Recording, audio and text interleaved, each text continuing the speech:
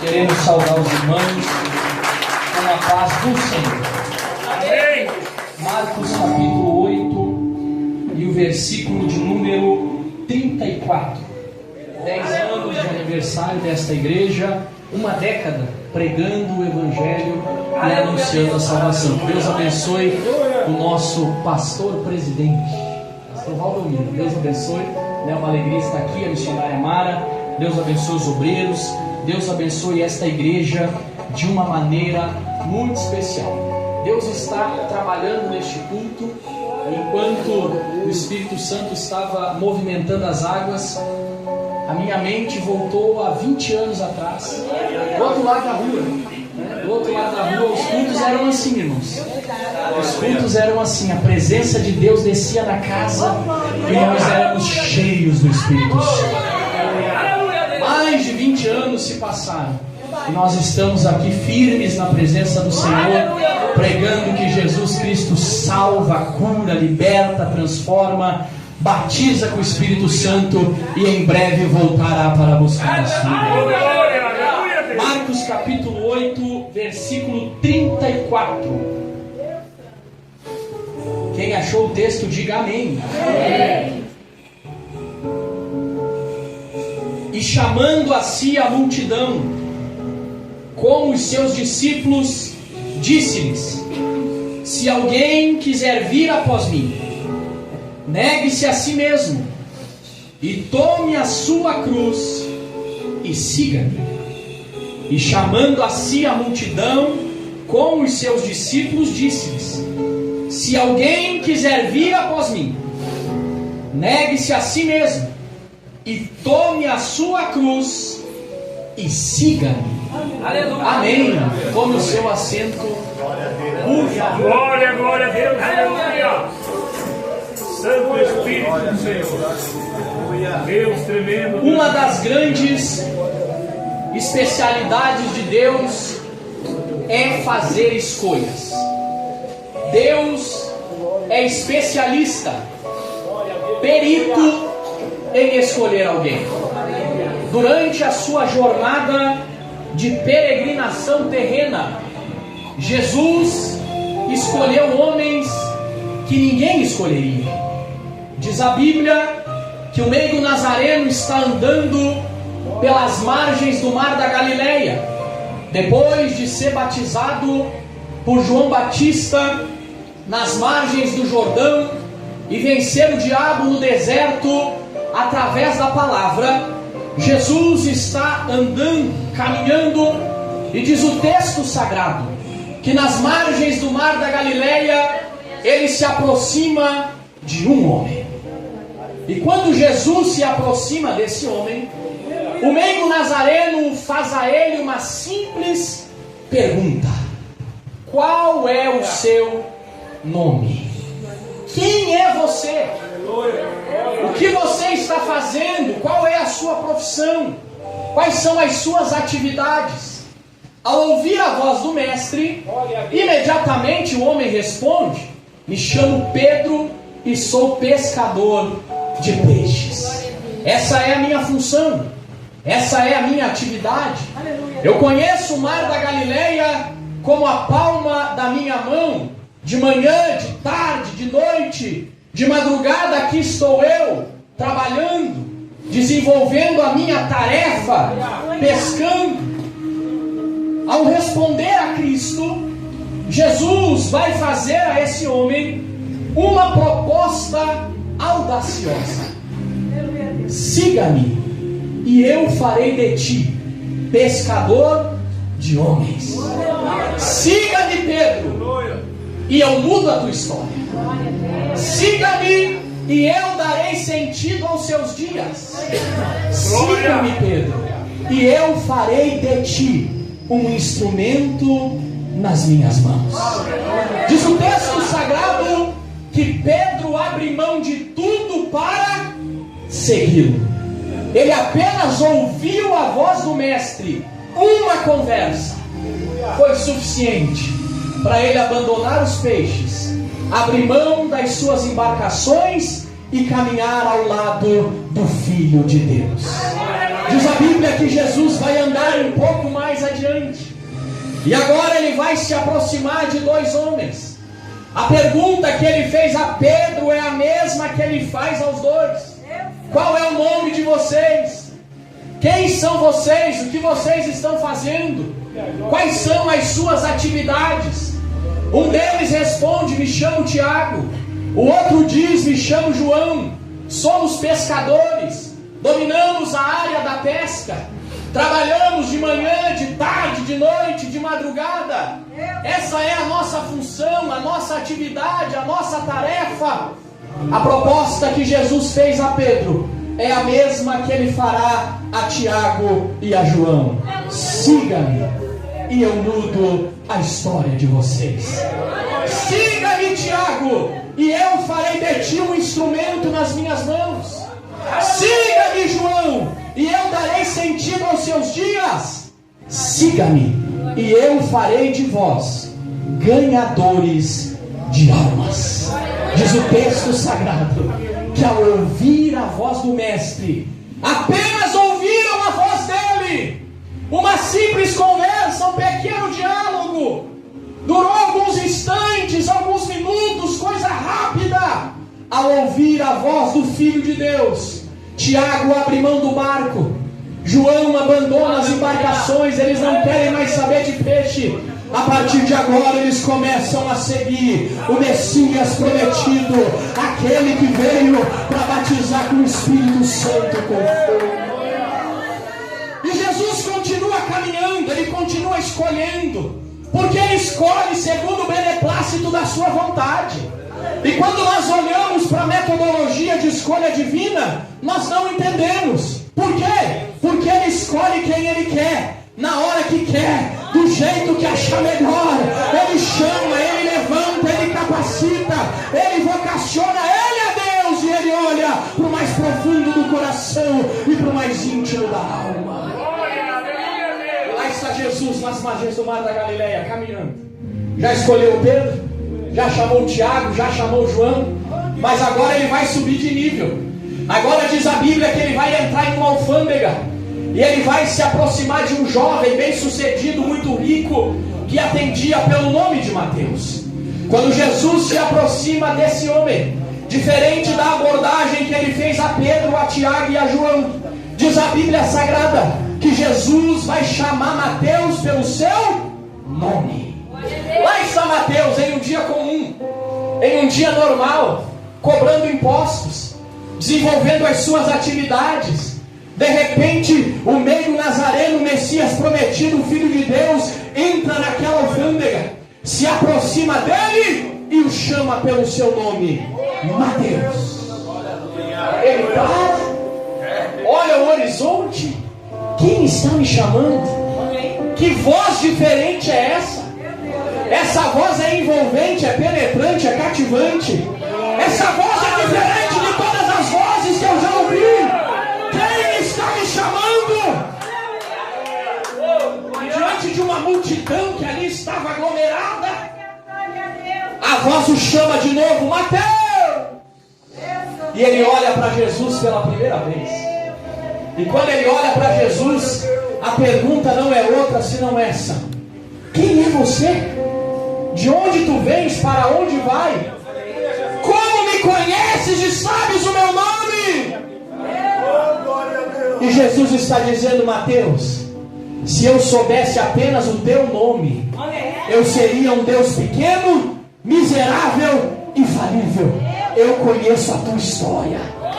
Quando tu ainda estavas informe dentro do ventre da tua mãe, foi ali que eu te chamei, foi ali que eu te escolhi, foi ali que eu te separei, e hoje eu te chamo pelo teu nome, tu és meu. Siga-me, siga-me. Mas Senhor, eu tenho muito dinheiro. Siga-me.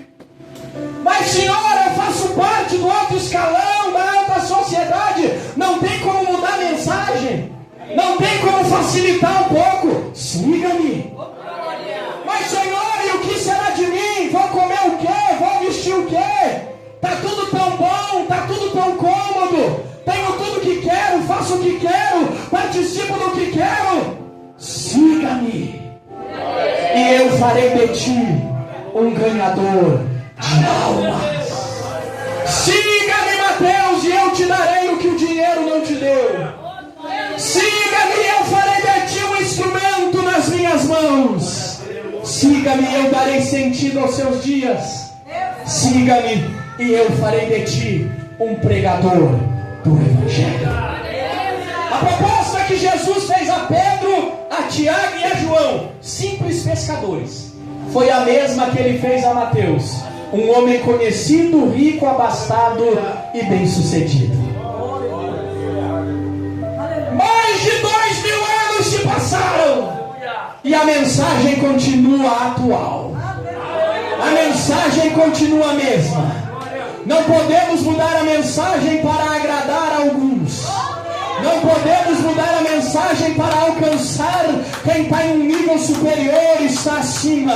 A mensagem do Evangelho continua a mesma. O Evangelho ainda aponta para a cruz do Calvário, aonde Jesus de Nazaré morreu de braços abertos, aonde o seu corpo foi ferido, o seu sangue foi derramado, o véu foi rasgado e a porta da salvação foi aberta.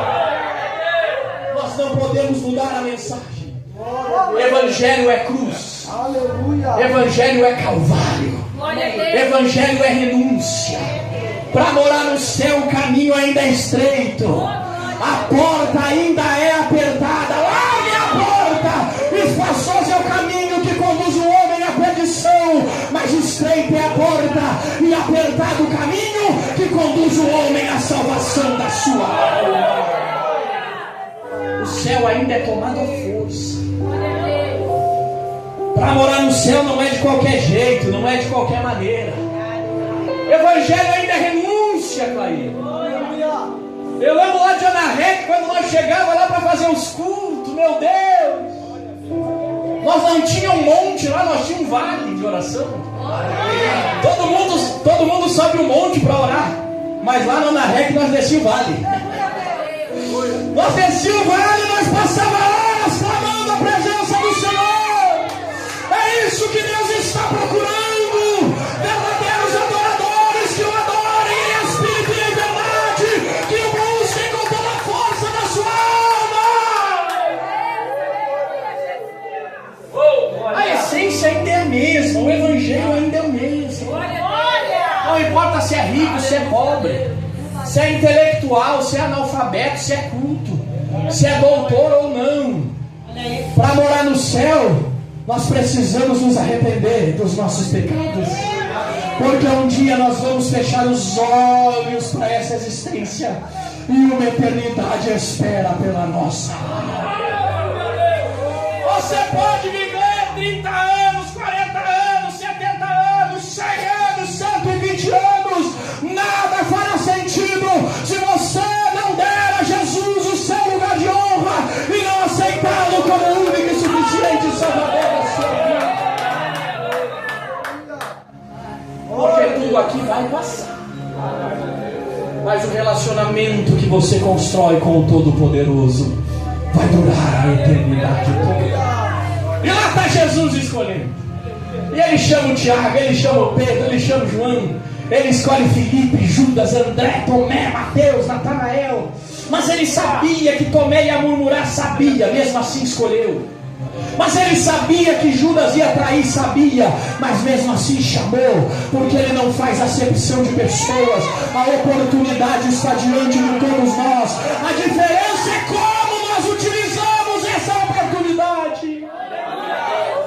A diferença está em o que a gente faz com o convite do Evangelho, porque o convite ainda é o mesmo: siga-me.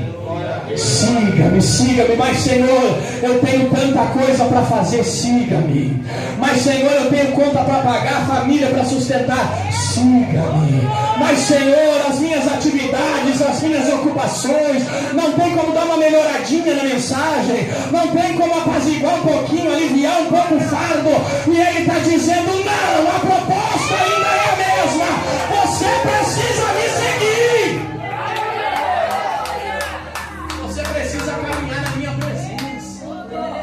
Você precisa seguir os meus passos. E Jesus vai chamando, vai escolhendo, vai levantando, vai vocacionando. Ele chama quem tem, ele chama quem não tem. Ele escolheu pescadores, ele escolheu homens abastados. Ele escolheu alguns que sabiam apenas escrever um nome. Outros eram doutores, mestres, intelectuais. Mas Ele vai escolhendo, porque Ele é um Deus que sabe o que vai acontecer amanhã. Ele é um Deus que trabalha debaixo de uma palavra chamada propósito. Se Ele te escolheu é porque Ele tem um propósito contigo. Se Ele te chamou é porque Ele tem algo grande para realizar na sua vida.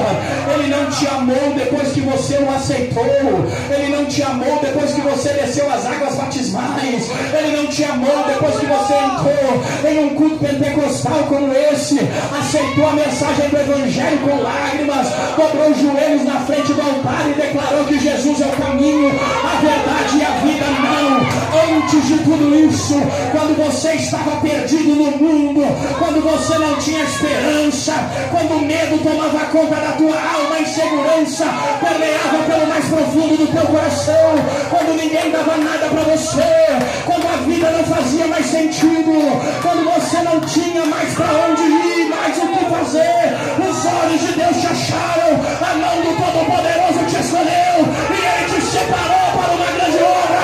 E na noite de hoje Ele está te chamando pelo teu nome. E Ele está dizendo: tu és meu. E Ele está dizendo: tu és minha. Feche os olhos e coloque a mão no coração.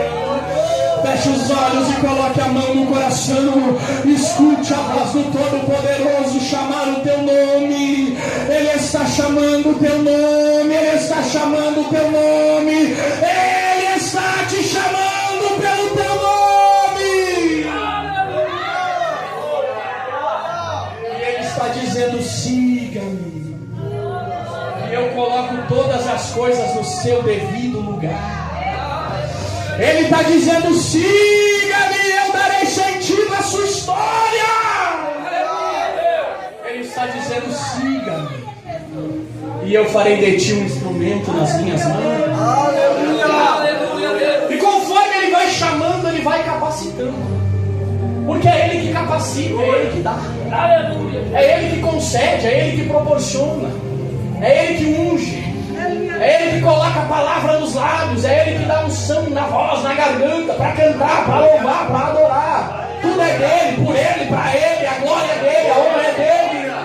Porque tudo gira em torno do poderoso e majestoso nome de Jesus de Nazaré. Então Ele chama, Ele capacita. Mas Evangelho não é só teoria. Evangelho é prática. Evangelho não é só falar. Evangelho é poder de Deus. Evangelho é cura, milagre, manifestação sobrenatural.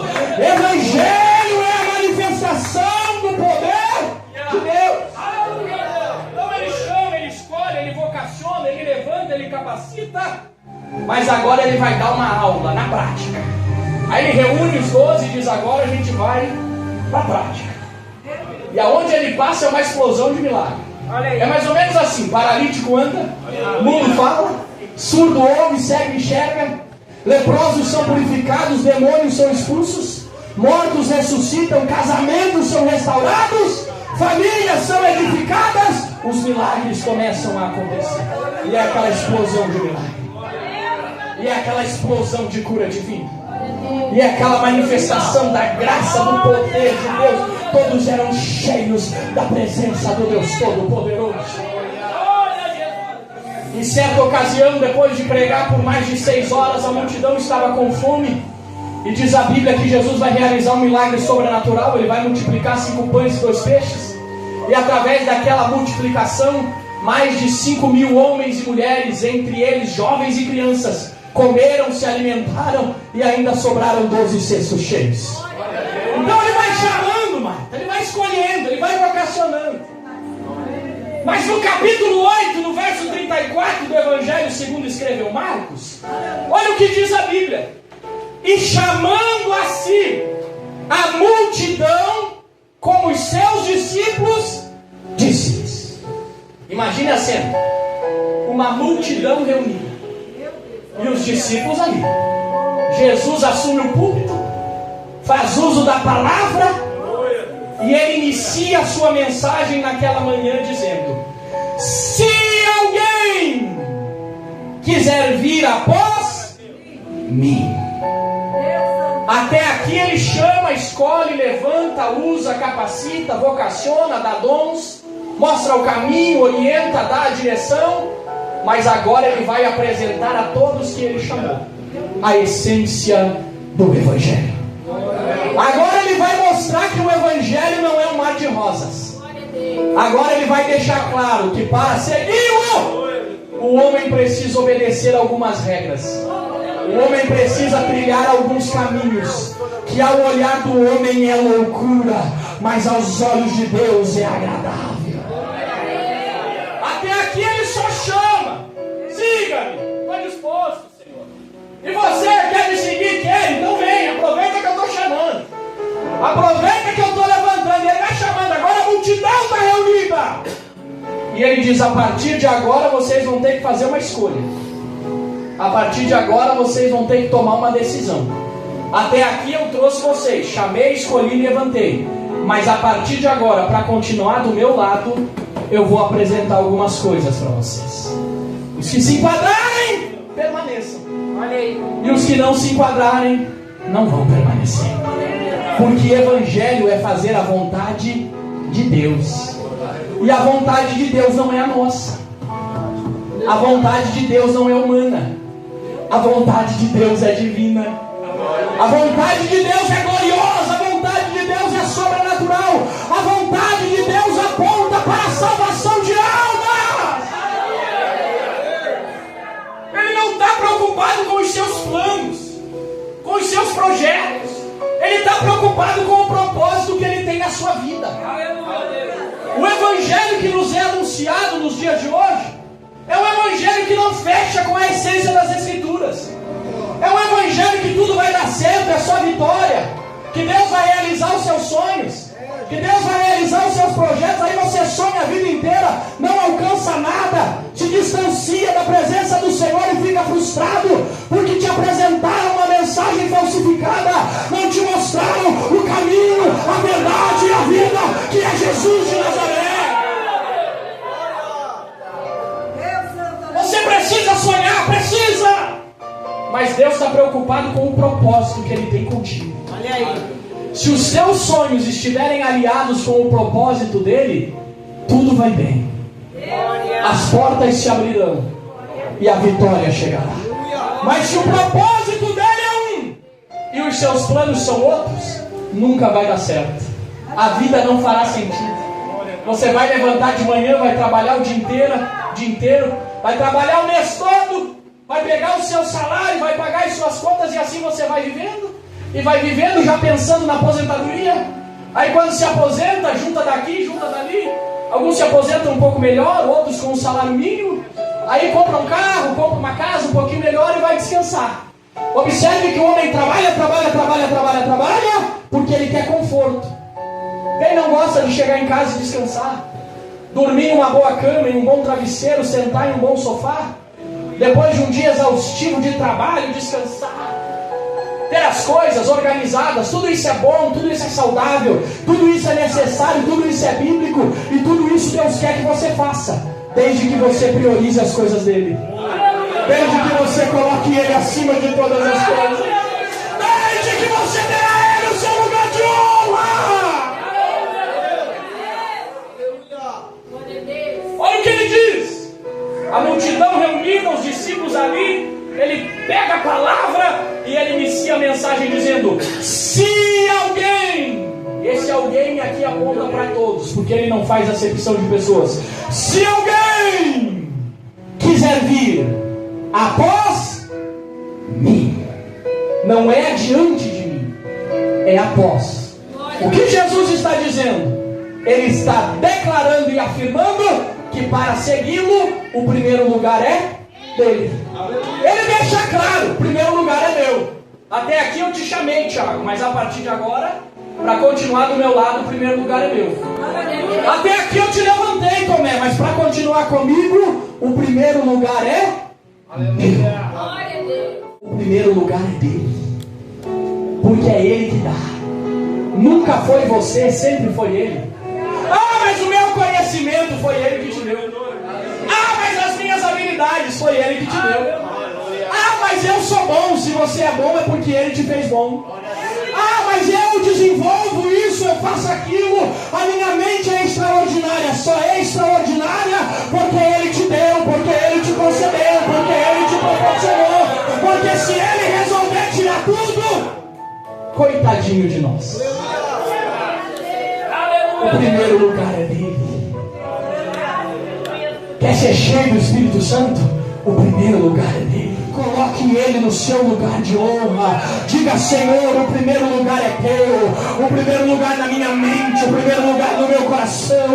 O primeiro lugar na minha vida. O primeiro lugar nas minhas finanças. O primeiro lugar no meu casamento. O primeiro lugar na minha casa. O primeiro lugar na criação dos meus filhos. O primeiro lugar de tudo que eu tenho é teu.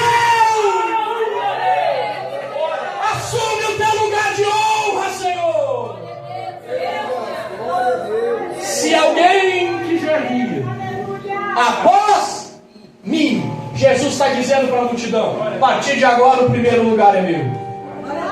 Uma parte da multidão vai em, porque não queriam colocar Jesus em primeiro lugar. Senhor, o primeiro lugar é o meu dinheiro, são os meus bens materiais, é o meu carro, é a minha casa. Esse é o primeiro lugar, meu coração está ali. Mas o segundo lugar é teu, Senhor. Não, ele não entra. Senhor, o primeiro lugar é a minha beleza, é a minha estrutura física. O primeiro lugar é a minha fama. O primeiro lugar é aquilo que eu tenho, é aquilo que eu possuo. Mas o segundo lugar está vago. Entra, Jesus, senta. E ele diz: eu não entro. Ele só entra se sentar no primeiro lugar. Mas ele é um pregador corajoso. Ele não desanima, ele não desiste. Porque quem tem uma mensagem divina não desanima. Quem tem uma mensagem de Deus avança. Quem tem um louvor de Deus continua. A glória de Deus desce, a presença de Deus invade a casa. Aquele que é espiritual discerne a todos e por ninguém é discernido. Quando tem a presença, a unção de Deus, a manifestação do Todo-Poderoso é real, é visível. Se chegamos. E lá vai o meio Nazareno, ele continua dizendo: primeiro, se alguém quiser vir, o primeiro lugar é meu. Segundo, negue-se a si mesmo. Negar a si mesmo é o maior desafio do homem. Negar a si mesmo é o maior desafio da mulher. Negar a si mesmo é o maior desafio da juventude que está caminhando a passos largos em direção ao inferno. Negar a si mesmo é um desafio da humanidade. Por quê? Porque existe uma luta travada da carne contra o Espírito. A carne não quer ouvir a mensagem do Evangelho. O Espírito tem sede de ouvir a mensagem do Evangelho. A carne não quer fazer as coisas de Deus. O Espírito deseja fazer as coisas de Deus. A carne não quer ler a Bíblia. O Espírito quer estudar e meditar nas Sagradas Escrituras. A carne não quer jejuar, não quer consagrar, mas o Espírito quer se quebrantar nas mãos do Reino e na presença daquele que criou os céus e também a terra. A carne não quer vir na igreja, mas o Espírito quer estar na igreja, na presença do Senhor. É uma guerra, é uma batalha. Aleluia. Você precisa vencer. Você precisa crucificar a carne. Você precisa abrir mão dos seus desejos, dos seus sentimentos, dos seus pensamentos. Nós estamos vivendo a última fase da igreja de Cristo na terra. Esse mundo vai de mal a pior. A Bíblia diz em Apocalipse pela boca de João: aquele que é limpo, limpe-se mais, mas aquele que é sujo, suje-se mais. Os céus estão abertos, a graça, a porta da graça ainda está aberta, mas um dia essa porta que foi aberta na cruz do Calvário, ela vai fechar, em breve ela fechará. Mas enquanto ela está aberta, o homem tem a oportunidade de se arrepender, de colocar Jesus em primeiro lugar e dizer: eu estou disposto a negar a mim mesmo. Negar a si mesmo é um grande desafio. Não é fácil. Se fosse fácil, nós teríamos um número mais expressivo de homens e mulheres servindo a Deus. Se fosse fácil, a nossa cidade teria um número mais expressivo de crentes. Caxias do Sul tem mais de 600 mil habitantes. Se nós tiver 30, 40 mil crentes nessa cidade é muito. Independente de placa, independente de denominação. Não temos 30 mil crentes nessa cidade. Mais de 600 mil habitantes. Uma cidade ainda escravizada pelo diabo. Caminhe nas ruas durante a noite e você verá. Caminhe nas ruas durante o dia e você verá pessoas oprimidas. Enquanto nós estamos aqui participando de uma festa, pessoas estão trancadas dentro dos seus quartos, pensando em tirar a sua própria vida. Jovens estão cortando os seus braços, tomando remédio para se matar. Por quê? Porque a vida para eles não faz mais sentido. Porque as coisas não fazem mais sentido. Perguntas que não têm resposta. E onde está a igreja? Onde estamos nós? Porta-vozes de uma mensagem divina, homens e mulheres que Deus chamou para fazer a diferença. É tempo de erguermos a cabeça, olharmos ao horizonte e tomarmos posse daquilo que Deus tem preparado para nós. Deus quer te usar para ganhar almas para o reino dele. Deus quer te usar para incendiar essa cidade com o poder do Evangelho. Deus quer te usar para estender a mão e os milagres acontecerem. Deus quer te usar para que almas rendam graças diante do Senhor. Se isso não acontecer, nada faz sentido. Se isso não acontecer, nada tem graça. Perdemos tempo, porque a essência do Evangelho é chorar com os que choram e se alegrar com os que se alegram. E se tem alguém chorando, nós devemos chorar. Se tem alguém se alegrando, nós devemos se alegrar. A Bíblia diz que Ele não veio para os sãos, mas para os necessitados. Ele veio para os perdidos. Ele veio para aqueles que estão sem rumo e sem direção. Mas para que Deus te use com graça, com poder e com autoridade, você precisa negar a si mesmo. Mais uma parte da multidão vai embora. Mas ele é corajoso, missionário. Ele não desanima. E aí ele diz: primeiro, para me seguir, o primeiro lugar é meu. Segundo, tem que negar a si mesmo. Terceiro, tome a sua cruz. Tome a sua cruz. Marcos fala: tome a sua cruz. Quando Lucas escreve o seu evangelho, Lucas escreve aos gregos. E dos gregos vem a filosofia, o amor pelo conhecimento. Então os gregos gostam de detalhes, minúcias, pormenores. Quando Lucas escreve esse relato bíblico, ele traz uma informação que Marcos não traz. Porque esse episódio é narrado por Mateus, Marcos e Lucas.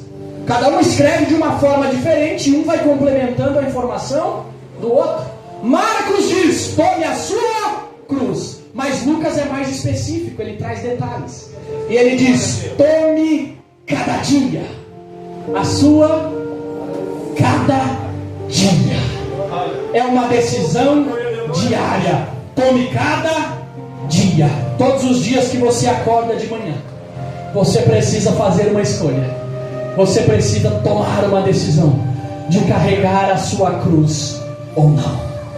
Tem dias que a cruz está leve. Tem dias que tudo vai bem. Tem dias que você acorda e a fé está lá em cima, nível hard. Nada te aborrece, nada te entristece. O inimigo até tenta, mas você está tão alegre, está tão feliz, que você avança. É glória a Deus, é aleluia. Tem dias que você acorda falando em línguas. Já levanta falando em línguas. E é aquela glória, é aquela bênção. Está tudo bem, a cruz está leve, você vai caminhando. Até ajuda os irmãos a carregar. Não, levanta, se anima. O que é isso? Vai desanimar agora, né? Que pra ti tá bem, pra ele não. Tem tem dias que a cruz está leve, está tudo bem, salário está bom, emprego está bom, as contas estão em dia, casamento está uma benção, os filhos, todo mundo obedecendo, tudo certinho, sim senhor, sim senhora, até parece, né? Meu Deus, tem filho hoje que levanta e dá na cara do pai, e aí do pai se falar alguma coisa. Tivemos um caso há um tempo atrás de um jovem que completou uma certa idade, casou, chegou para os pais e disse: quando tu vai sair para mim ficar na casa? E o pai: não, me dá só um tempinho aí para me organizar. Meu Deus, olha o tempo que nós estamos vivendo, a inversão de valores. Quem é para estar embaixo está em cima, quem é para estar em cima está embaixo. Aquele que é para mandar está quietinho obedecendo, aquele que é para obedecer quer mandar. Uma inversão de valores. Mas o Evangelho vem para alinhar todas as coisas. O Evangelho vem para colocar tudo no seu lugar, no seu devido lugar. Então tem dias que está tudo bem, e aí você está feliz. Mas tem dias que Deus resolve trancar tudo no seu lado. Ele levanta do trono, olha para a terra e diz: o Charles está tão tranquilo, eu vou provar a fé dele. Deixa eu ver onde está o coração dele. Deixa eu ver onde está o tesouro dele. Porque aonde estiver o seu tesouro, ali estará o seu coração. Aí ele tranca tudo. Aí começa a acontecer umas coisas que você não entende. Aí a porta que estava aberta fecha. Aí aquele amigo que estava do teu lado agora já te abandona. Aí aquela pessoa que você contava agora não pode contar mais. Aí aquele recurso que você tinha agora acabou. Aí a saúde, aí vem a prova, aí vem a luta, aí vem a batalha. Aí de uma hora para outra o céu fechou, a escuridão chegou, você não sabe de onde veio, mas o caos está instaurado. E ali está você, sem saber de nada, dizendo: Senhor, o que é que eu faço? Tem dias que a cruz pesa. Tem dias que Ele resolve provar a sua fé. Porque o propósito dele não é outro senão este relacionamento. Ele é um Deus de relacionamento. Se preciso for fechar as portas para você se relacionar com Ele, Ele vai fechar as portas. Se para você se aproximar dele, Ele tiver que trancar tudo, prepare-se, porque Ele vai trancar tudo. Porque o propósito dele é relacionamento. Ele está preocupado com a salvação da sua alma. Ele está preocupado contigo. Ele é um Deus de comunicação, de relacionamento. Ele te quer perto dele. Ele quer ouvir a sua voz. Ele quer ouvir o seu gemido nas madrugadas, orando, clamando, chorando e dizendo: Senhor, eu preciso de ti. Tu és tudo que eu quero. Tu és o anelo da minha alma. Tu és o Senhor. Tu és o caminho. Tu és a salvação. Tu és tudo que eu tenho. Tem dias que a cruz pesa, mas Lucas está dizendo: tome cada dia a sua cruz. Quando ele diz isso, mais uma parte da multidão vai embora. Por quê? Porque não queriam carregar pensavam que o Evangelho era um mar de rosa. É só vitória, é só vitória. Não é só vitória. Não é só vitória. Tem derrota também. Que é isso, pregador? Esse é o Evangelho. Ele nos garante vitória diante da batalha, diante das guerras. Mas uma guerra, ela é formada por várias batalhas. No Antigo Testamento, na Antiga Aliança, quando Israel ia para a guerra não era resolvida. A gente lê a Bíblia, parece que entrou na guerra hoje, no outro dia já levantou a bandeira da vitória e acabou. Não, 2, 3 anos lá, batalhas e mais batalhas, porque a vitória é sobre a guerra.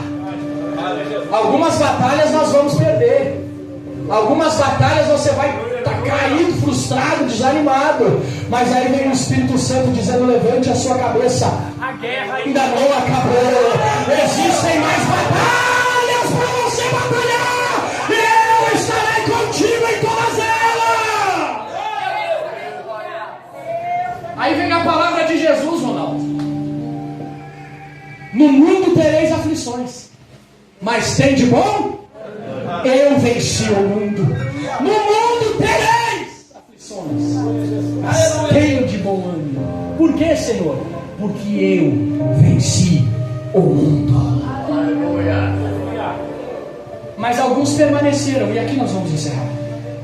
Os que permaneceram estão dizendo: o primeiro lugar é teu, estou disposto a negar a mim mesmo, e todos os dias vou carregar a minha cruz. Acabou, Senhor? Está tudo certo? Podemos andar ao seu lado? E ele está dizendo: de maneira nenhuma. Ainda tem mais um detalhezinho. E é interessante que o nosso Deus é um Deus de detalhes, né? Quando está todo mundo olhando, ele vai lá no detalhe. Ele vai lá naquilo que, esse aqui não tem nada a ver, não, isso aqui está... Ele vai lá no detalhe, ele vai lá naquela minúcia, naquele pormenor, é coisinha pequena. Aí ele diz: tem mais um pequeno detalhe. Siga-me. Lembra da proposta que ele fez a Pedro, Tiago e João? Só que eles aceitaram no calor do momento. Jesus chega, se apresenta a ele: vou mudar a tua vida, vou mudar a tua história, vou dar sentido aos seus dias, vai ser um pescador de homem. Não, eu quero. Aí agora, ele diz: não, mas o siga-me aqui é mais abrangente. O siga-me aqui é mais envolvente. O siga-me aqui aponta para fazer o que eu, Jesus, faria. Será que Jesus faria isso que eu estou disposto a fazer? Não faria, então não faça. Será que Jesus entraria nesse lugar que eu quero entrar? Não entraria, então não entre. Será que Jesus falaria da forma que eu quero falar? Falaria, então fale. O siga-me aqui é fazer o que ele faria, é entrar onde ele entraria, é dizer o que ele diria, é agradar a ele através do nosso dia a dia, com o nosso pensamento, com o nosso coração e com as nossas atitudes. Quando ele diz siga-me, mais uma parte da multidão vai embora. E aí fiquem de pé, fiquem de pé. E aí fica só os 12 discípulos. Ele começou a mensagem pregando para uma multidão. E ele encerra o seu sermão com os 12, um do ladinho do outro. Tiago, Pedro, João, Felipe, Judas, André, Tomé, Mateus, Natanael. E o Mateus era corajoso. E está lá os 12. E aí ele olha para os 12: alguém quer ir com eles? Alguém quer aproveitar e ir embora com eles? Porque para ficar comigo, primeiro lugar é meu, tem que negar a si mesmo, tomar a cruz e tem que me seguir. Quer ir com eles, Tiago? Não. Quer ir com eles, João? De maneira nenhuma, estou contigo. Estamos fechados, amarrados, junto. Aí o Pedro diz: Senhor, eu até quero ir com eles, porque não é fácil. Mas para onde iremos nós, se só tu tens palavra de vida eterna? Para onde iremos nós, se tu és o caminho, a verdade e a vida? Para onde iremos nós, se tu és a porta que salva, que cura, que liberta, que transforma e que batiza? Para onde iremos nós, Senhor, se tu és o anseio da nossa alma? Aleluia. Feche os seus olhos e coloque a mão no coração. Os nossos irmãos podem louvar a Deus com mais bonito? Podem. Os irmãos podem louvar a Deus com mais bonito? Irmãos, aqui não é por força nem por violência, é pelo Espírito de Deus. Eu quero convidar todos vocês que podem, venham até a frente do altar. Venha que nós vamos orar, nós vamos levantar um grande clamor. Deus vai curar, vai renovar, vai restaurar, vai batizar com o Espírito Santo. A presença dele é real nesta casa. Nós estamos em uma festa, terceiro dia desta festividade. O 10º ano de aniversário desta igreja, Assembleia de Deus, Avivamento, Poder e Missões. Eu não sei o que você precisa, eu não sei o que você necessita. Mas enquanto os nossos irmãos louvarem e adorarem ao Senhor, dê liberdade ao bondoso Espírito, porque a casa é dele. Ele vai fazer o que o médico não pode fazer. Ele vai assinar aquele documento que o advogado não pode assinar. Ele vai abrir aquela porta